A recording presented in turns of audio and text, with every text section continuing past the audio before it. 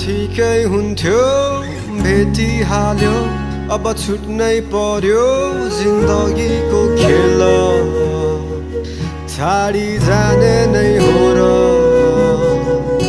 छेडिँदै नभेट्दा साथै जान्थ्यो प्राय समय अङ्गालै हुन्थ्यो पिरती साँचिथ्यो अनि माया गाँसेथ्यो तिमी हाँसी